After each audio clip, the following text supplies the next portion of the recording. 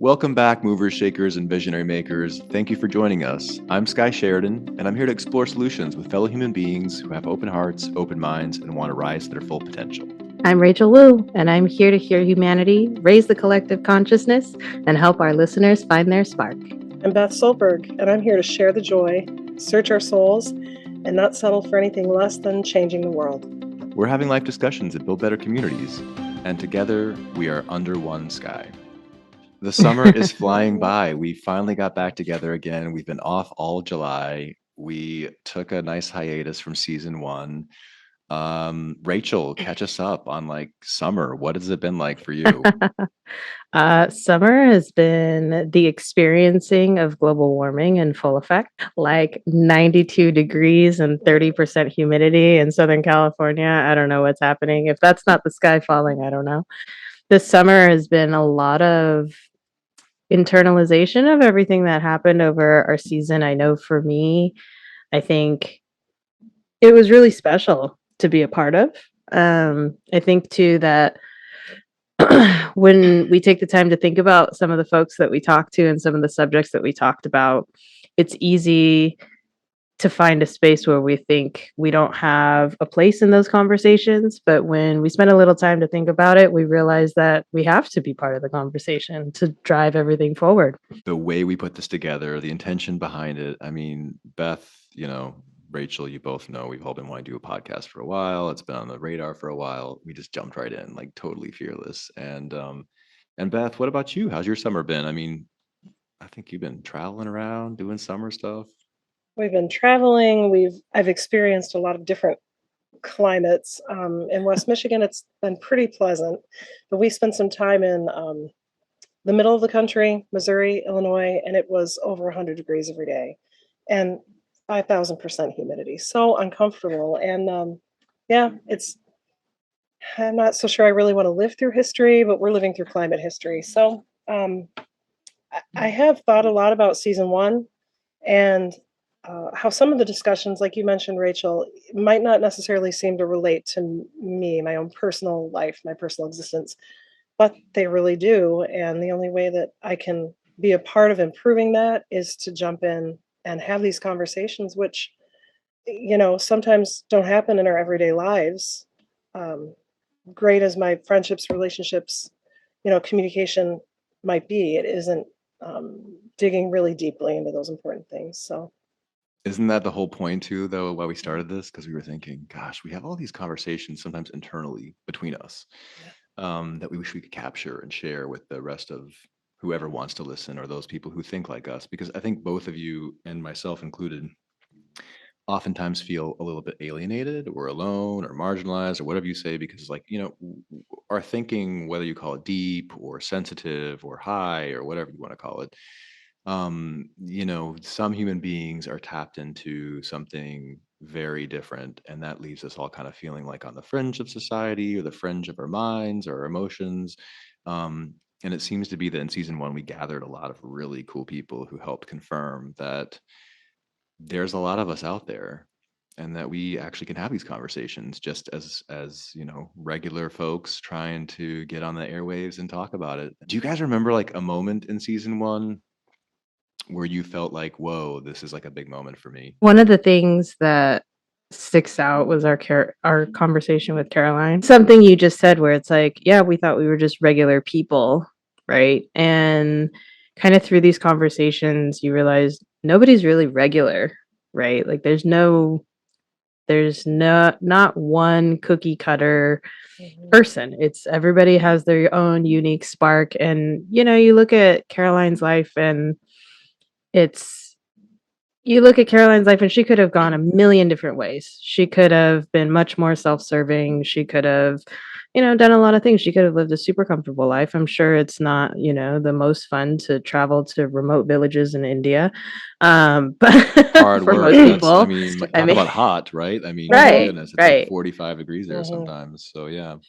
But yeah, I think, watching somebody that had every opportunity to do everything but what she's doing, and watching somebody choose to make such a conscious effort to choose change in the world on a daily basis was really inspiring. The show took on such a crazy dimension for me of like spirituality, Mhm. things that really matter to us. But it was cool to see other people living from that place too, that there Right. really is like unconditional love in the world. There really are people who are operating from wanting to be kind to other human beings, wanting to really look at themselves and see like what choices am I making? How does it affect humanity? How does it affect other people in my life? There are people who are taking real accountability that you can really trust Mhm. with this world and the direction it's going in. And they were on our show. So, Sure. thank you both to you for like making this happen. Season one was so incredible. Beth, did you have any moments that you kind of that stick out to you? I did. I actually was considering this, and I loved our conversation with Latif. His life is just, to me, a working example of the power of one. How one person can make such a significant difference in a community. Um, Sometimes I don't know if you experience this, but I look around the world and I see all of the problems. I'm a Cancer. I'm good at criticizing. So I see all of the problems and then I think, this is too much. It's totally overwhelming. So it's tempting to just step back and say, look, this can't be my problem. It's too big. But it doesn't have to be, the entirety of the world's problems don't have to be mine. But I can make a change, and each one of us can. And so his life is different as it is from mine, is I think we have the same goal, which is to try to make a change in our community, a positive change in the world around us. So that was powerful for me to see. What was so incredible is like we had all these tools Mhm. that came out of each discussion because of course we keep asking each guest, right? Like what's the tool you can bring to people that will build better communities? Like what were some Being of the yourself, being your mom. yourself? Mhm. Yeah. Or like I loved yeah, Michelle's answer was great because hers was kind of like you can't really build a community. And this is like tomorrow I'm going to be speaking on wisdom with Moral and Dr. Kelly.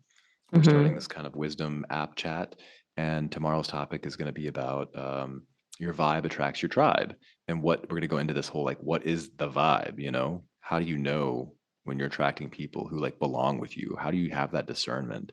And yeah, Michelle was really spot on with that. It's like not something you contrive community, right? Mhm. Community is Mhm. definitely something that is magnetized. Rachel, you read this really great book, The Art of Gathering. Mhm.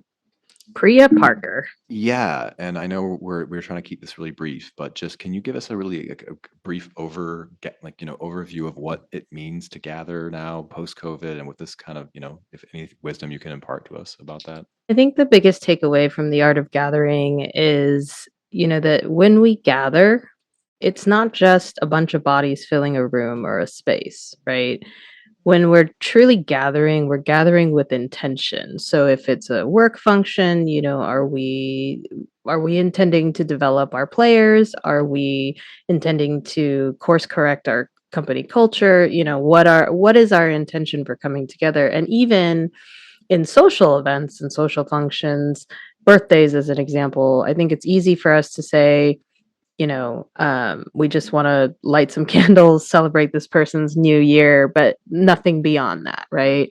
Where she talks about, just taking a step further and having a true root intention. I think that's something that we're trying to do too, like with the podcast, is we're trying to bring like-minded people together. So similar to what you were talking about when Michelle said just being yourself and allowing your tribe to kind of attract to you. I really think the podcast is just trying to bring like-minded people together and let them know that they're not alone and Mhm. that, there is a lot of power in just their individuality. The best part about gathering and coming together is the vulnerable and authentic and real gatherings. If you come together and you're not willing to go to that place, it's a little bit shallow. It's harder to get to the right, really where we're going. And so we have created a space with our podcast where we can have these conversations that maybe everybody thinks about, everybody approaches these ideas, but they don't feel safe in their everyday relationships to talk about, I don't know, aliens or Yeah. spirituality or like Or whatever. They just, oneness or yeah, they just, interconnection or yeah, feel like that's too out there and they can't have those discussions. So we are sort of by proxy having them here. We've opened up a space in the Discord where a community can join us. And as long as one thing that a lot of our guests mentioned, besides vulnerability and authenticity, is respect, going beyond right and wrong, but having respect and caring for one another. As long as we can keep that, um, as a core part of our gatherings, we can get to the next level. And that's where change happens. That next level, new devil, we just Hmm. talked about before. Yeah, it Yeah. doesn't matter what level you're at, there's always going to be challenges, obviously. And I think the idea of utopia or achieving some sort of enlightened state, or, there's really no place that we're trying to go other than healing and wholeness. I think our show is about holistic perspective. It's about panarchy, obviously, like orchestration of networks, of nodes, observing biomimicry, seeing how nature behaves, how we can behave like her. And that's the way to like level up. And something you just mentioned, Beth, what I would love is like is this idea of right and wrong, which it might feel a little foreign to you, Beth, but I think you can kind of understand like there is a place where we don't have to put people separate from us, Hmm. like in this interconnected space. We Yeah. need to move a little bit beyond, I'm the right one, you're the wrong one, or vice Right. versa. You're the right one, I'm the victim, right? And it seems to be that like this show really is rooted on how to create better human beings, how to get beyond right and wrong, how to get beyond this duality to level up, right? What about season two? I mean, come on, we've got so much cool stuff going on season two. Yeah. I'm really hoping that in season two, we move more towards the themes of connection and oneness, because to me, that's kind of the point. And when we can get to that place where we have more of a vision of how connected we all are and how similar we all are, then it makes change so much easier than like you were talking about, Sky, with always having a dichotomy, always having the right and wrong thinking just separates people. I think it, for me, my hope for season two is allowing more people to feel welcome in the space, for more people to find us, especially with some of the folks that we do have lined up to come on season two. One of the things with the toolkit I was looking at is every single person's answer was heart centered. Every tool that was imparted upon us by every single guest was heart centered, and I think that it will be no different in season two. But I'm hoping that with the conversations that we start to have, more and more people will realize, to Beth's point, a celebrity photographer, wait, he's just like me. Somebody I've seen on TV, heard on radio, whatever, read their book, they're just like me. The difference being they made a conscious choice. And hopefully we get to inspire folks to make that conscious choice for themselves within season two. I just hope season two really, guys, to our listeners, we've been working so hard to elevate from this new space, from jumping off a ledge into the abyss.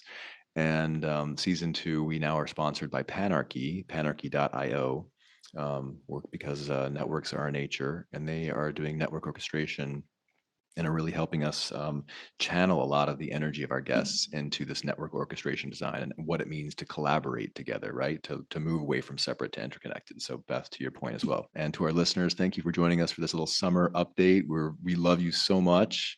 Rachel, Beth, do you want to say anything else to our listeners before we get off? We love you. Thank you for spending your valuable time with us. I mean, um, such a benefit to our community. These are two Thank you. moms right now who are making time for you guys to get on the air. Rachel literally has to run to a meeting right now and then probably has to go pick up her kids at football and like do a zillion other things. Beth is literally does not want to be here right now because she's like, I've got 50 other things, school, 3 kids, Oh, a husband. We're meeting you guys, the listeners, where you are. You're meeting us where we are. We're so thankful for you. We're moving onwards and upwards together. Don't forget, we have a merchandise store now online. If you like the conversations we're having, you can also buy us a cup of coffee. That's also online. And, check out all the things we have there. We have a sustainability test. We have ways for you to connect with other guests and their projects. And thanks for joining us. see Bye. you soon. Bye.